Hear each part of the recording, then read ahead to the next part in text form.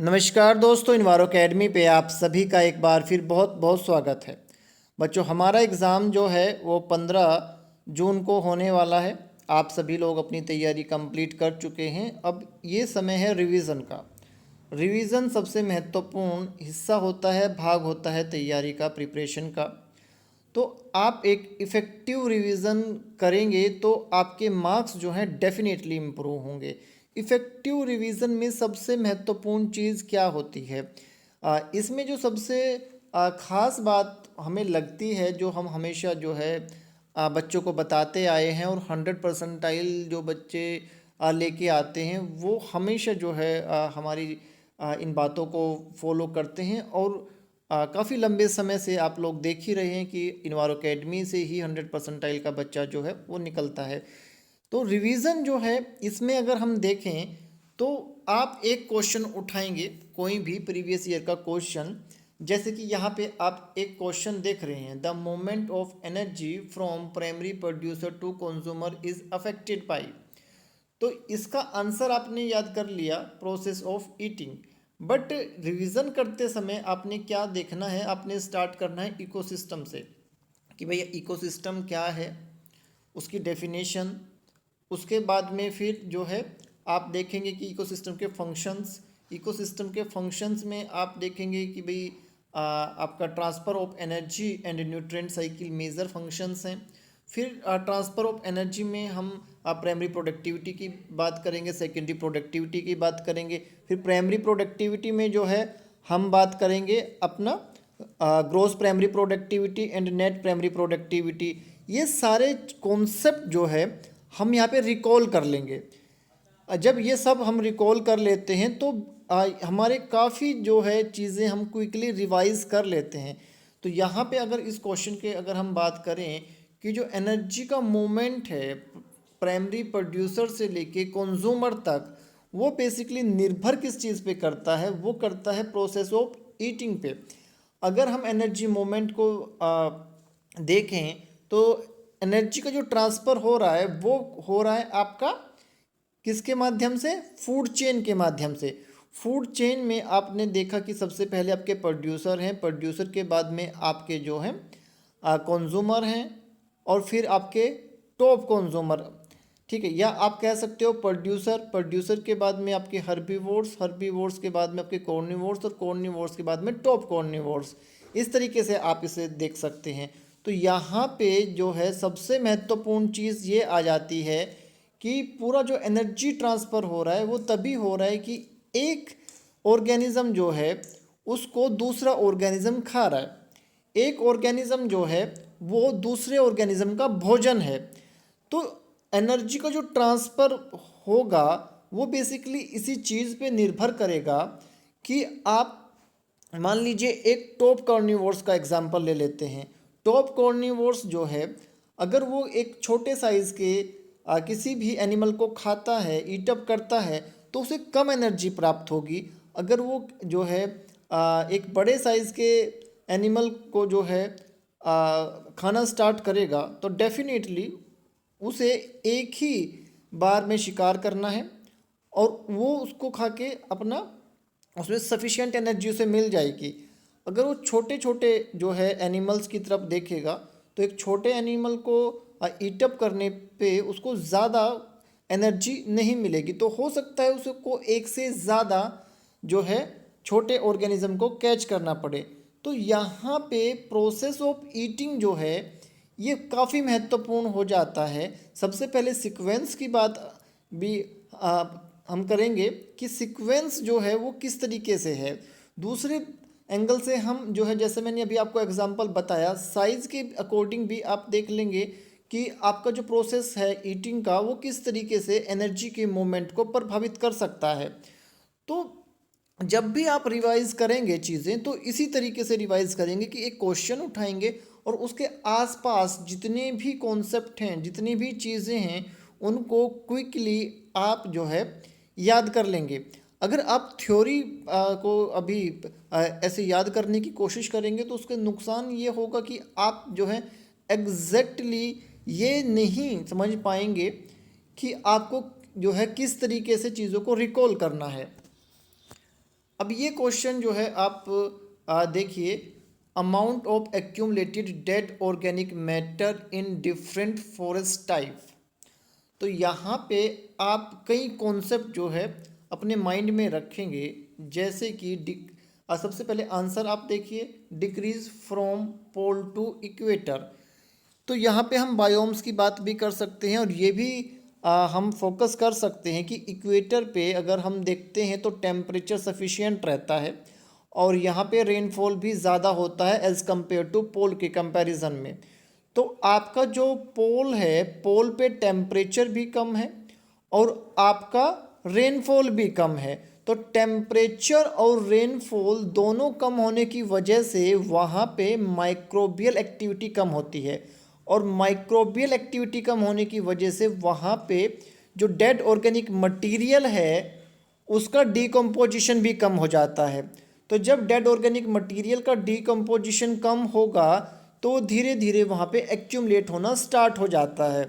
तो एक ऐसा फॉरेस्ट या एक ऐसी लोकेशन जहाँ पे सफिशिएंट टेम्परेचर और सफिशिएंट रेनफॉल होता है, वहाँ पे आपका माइक्रोबियल एक्टिविटी ज़्यादा होती है, और माइक्रोबियल एक्टिविटी ज़्यादा होने की वजह से डीकम्पोजिशन रेट हाई होता है, और डीकम्पोजिशन रेट हाई होने की वजह से डेड ऑर्गेनिक मटेरियल जो है वो एक्यूमुलेट नहीं हो पाता।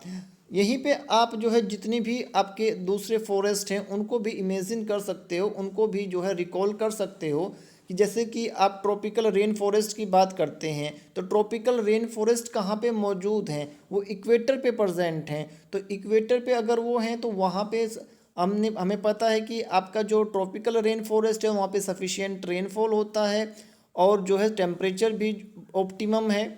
तो माइक्रोबियल एक्टिविटी बहुत ज़्यादा है। माइक्रोबियल एक्टिविटी ज़्यादा होने की वजह से जैसे ही लिटर फॉल होता है तो वो तुरंत डीकम्पोज हो जाता है, और डीकम्पोज होने के बाद में या तो वो लीच आउट हो जाता है या फिर वो जो है प्लांट उसको अपटेक कर लेते हैं। यही वजह है कि जो आपका रेन फॉरेस्ट है, रेन फॉरेस्ट की जो सोयल है वो उसमें न्यूट्रिएंट वैल्यू कम होती है, वो इनफर्टाइल होती है।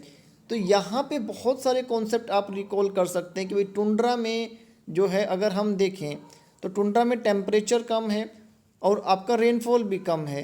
इसी तरीके से जितने भी आपके बायोम्स हैं, जितने भी आपके डिफरेंट टाइप के फॉरेस्ट हैं, उन सभी को आप एक साथ में रिकॉल कर सकते हैं।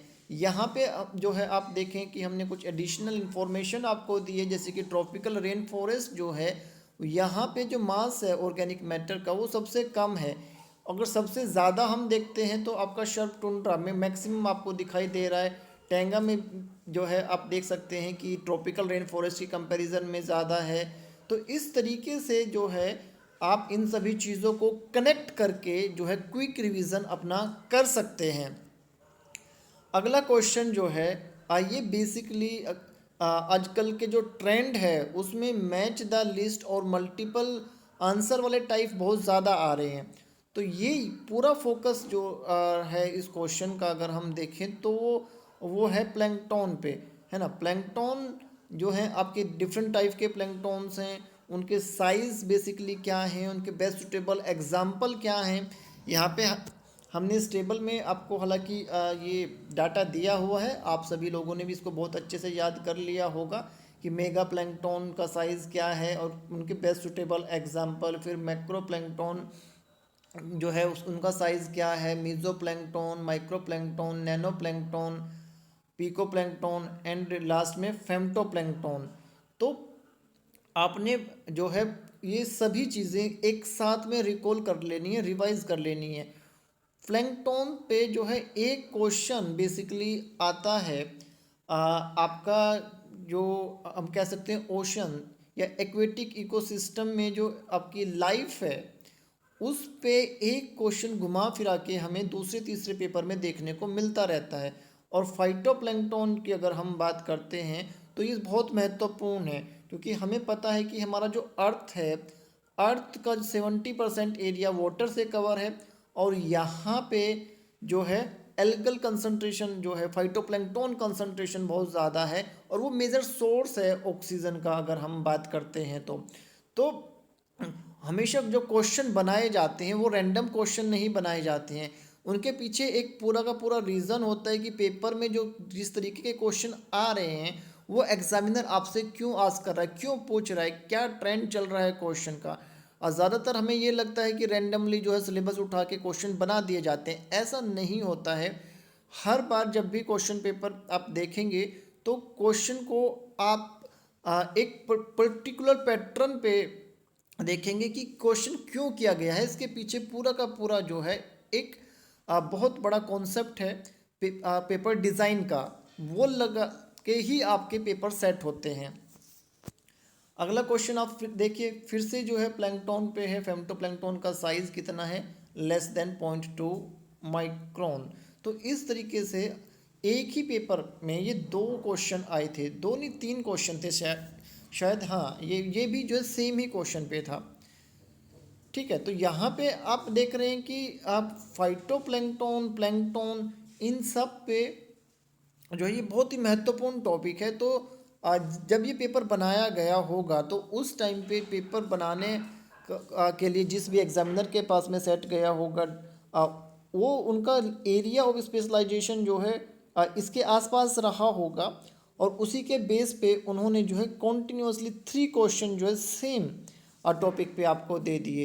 An organism that represent both primary producer and consumer of N aquatic ecosystem, आपका बैक्टीरियोप्लैंक्टन। बैक्टीरियोप्लैंक्टन जो है वो प्रोड्यूसर का भी काम करते हैं और कंज्यूमर का भी काम करते हैं। आजकल जो है बहुत सारे क्वेश्चन आपके हमारे बेसिक लॉज पे आ रहे हैं। हालांकि लॉ एंड लेजिस्लेशन पे अगर हम क्वेश्चन देखते हैं तो अगर बहुत ही ज़्यादा डीप क्वेश्चन पेपर में आ जाते हैं तो वो ड्रॉप हो जाते हैं, क्योंकि उनके क्वेश्चन जो जो हैं ऐसे डीप जो बनाए जाते हैं उनके आंसर बहुत अच्छे से फॉर्म नहीं हो पाते। बट हम हमेशा बोलते हैं कि आपका जो सिलेबस है, जितने सिलेबस में एक्ट हैं, अगर आप उन एक्ट लेजिस्लेशन प्रोटोकॉल के नाम, ईयर और वो कब एडॉप्ट हुए, कब फोर्स में आए, ठीक है, ये सब भी याद कर लोगे तो अगर 4 क्वेश्चन आपसे वो पूछते हैं तो 4 में से लगभग 2 या 3 क्वेश्चन की जो है प्रोबेबिलिटी ये है कि इसी डाटा के पास में वो आता है। तो जो हमारा फॉरेस्ट कंजर्वेशन एक्ट 1980 है ये काफ़ी महत्वपूर्ण हो जाता है, क्योंकि आप लोग जब भी ईआईए की बात करते हैं तो ईआईए में हम देखते हैं कि 2 एक्ट के अंदर ईआईए से हम एक इन्वायरमेंटल क्लियरेंस लेते हैं। एक तो आपका इन्वायरमेंटल प्रोटेक्शन एक्ट 1986 हो गया, दूसरा फॉरेस्ट कंजर्वेशन एक्ट 1980 हो गया।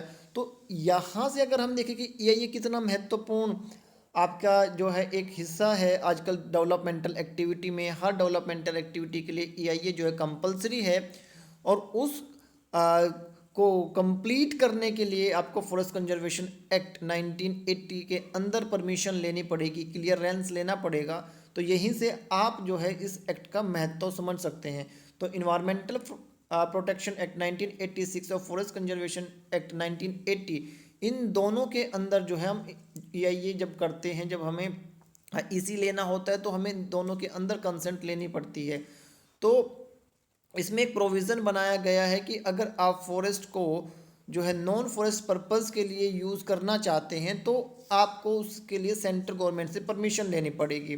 आज जैसा अभी जब हम देख रहे हैं कि स्वच्छ भारत अभियान आया था तो उसके अंदर बहुत सारी टॉयलेट्स बनाने थे, तो एरिया चाहिए था, हमें लैंड चाहिए था, तो उसके लिए जो है परमिशन दी गई थी कि भाई स्वच्छ भारत अभियान के अंदर जो हमें टॉयलेट्स बनाने हैं उसके लिए अगर हमें कुछ फॉरेस्ट का एरिया जो है नॉन फॉरेस्ट पर्पज़ के लिए यूज़ करना पड़े तो हम करेंगे।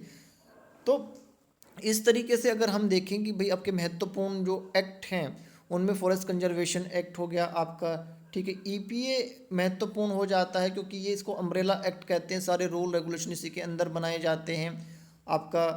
तो 2-4 एक्ट पे देखें तो हम हमारा पैटर्न जो चल रहा है क्वेश्चन का वो 2-4 एक्ट के आसपास ही घूम रहा है, और इन एक्ट में सब कुछ हमने याद नहीं करना है। जो बेसिक समरी है उनकी जो बेसिक चीज़ें हैं अगर आप वो याद कर लेते हैं, आपने सबसे पहले तो यही करना है कि जितने भी आपके लॉ एंड लेजिस्लेशन में वाला हिस्सा है उस सभी को लिस्ट एक बार आप याद कर लेंगे, कौन सा एक्ट, कौन सा प्रोटोकॉल, कौन सा रूल किस कब आया, कब उसमें अमेंडमेंट हुई, यहीं से आपका 1 या 2 क्वेश्चन सही हो जाता है। ठीक है बच्चों, तो रिवीजन आप करते रहिए, ये वीडियो लेक्चर सीरीज हम आगे बढ़ाएंगे। और इसमें जो है आपके एग्ज़ाम तक हम पूरी कोशिश करेंगे कि ज़्यादा से ज़्यादा लेक्चर ऐड करते जाएं। अभी के लिए इस वीडियो में इतना ही। आप बहुत मेहनत से अपना रिवीजन कीजिए, रिवीजन को मिस नहीं करना है। जिस तरीके से हमने आपको रिवीजन करने को बताया है, अगर आप ये पैटर्न फॉलो करते हैं तो डेफिनेटली आप अपना स्कोर में जो है बहुत अच्छा जो है इजाफा देखेंगे। God bless you, take care बच्चों।